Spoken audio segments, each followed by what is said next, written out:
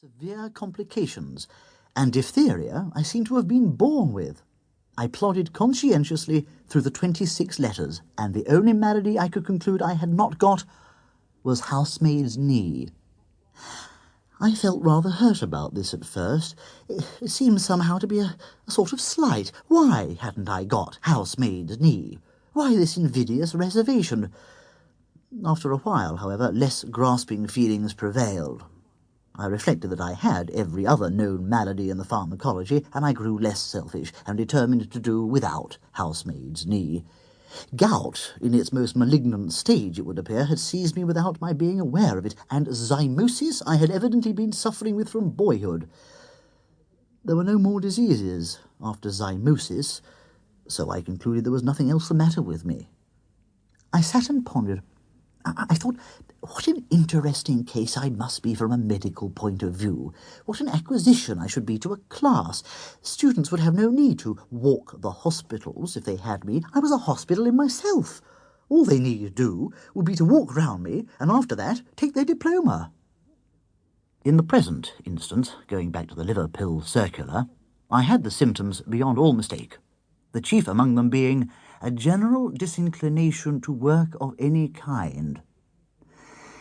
What I suffer in that way, no tongue can tell. From my earliest infancy, I've been a martyr to it. As a boy, the disease hardly ever left me for a day. They didn't know then that it was my liver. Medical science was in a far less advanced state than now, and they used to put it down to laziness. "Why, you skulking little devil, you," they would say. "Get up and do something for your living, can't you?" Not knowing, of course, that I was ill. And they didn't give me pills. They gave me clumps on the side of the head. We sat there for half an hour, describing to each other our maladies. I explained to George and William Harris how I felt when I got up in the morning, and William Harris told us how he felt when he went to bed.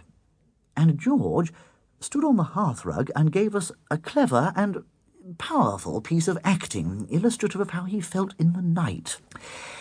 George fancies he's ill, but there's never anything really the matter with him, you know. "Now what we want is rest," said Harris. "Rest and a complete change," said George. "The overstrain upon our brains has produced a general depression throughout the system. Change of scene and absence of the necessity for thought will restore the mental equilibrium." I agreed with George, and suggested that we should seek out some retired and old-world spot, far from the madding crowd, from whence the surging waves of the 19th century would sound far off and faint. "No," said Harris, "if you want rest and change, you can't beat a sea trip." I objected to the sea trip strongly.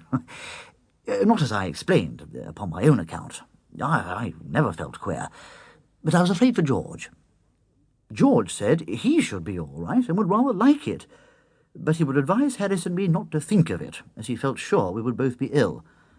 Harris said that to himself it was always a mystery how people managed to get sick at sea, said he thought people must do it on purpose, from affectation, said he had often wished to be, but had never been able. George said, "Let's go up the river." He said we should have fresh air, exercise and quiet. The constant change of scene would occupy our minds, including what there was of Harris's, and the hard work would give us a good appetite and make us sleep well. Harris said he didn't think George ought to do anything that would have a tendency to make him sleepier than he always was, as it might be dangerous, but thought that if he did sleep any more, he might just as well be dead, and so save his board and lodging. Harris said, however, that the river would suit him to a T. I don't know what a T is, but it suited me to a T too, and Harris and I both said it was a good idea of George's. The only one who was not struck with the suggestion was Montmorency. He never did care for the river, did Montmorency? "It's all very well for you fellows," he says. "You like it, but I don't. There's nothing for me to do. Scenery is not in my line, and I don't smoke. If I see a rat, you won't stop, and if I go to sleep, you get fooling about with a boat and slop me overboard. If you ask me, I call the whole thing bally."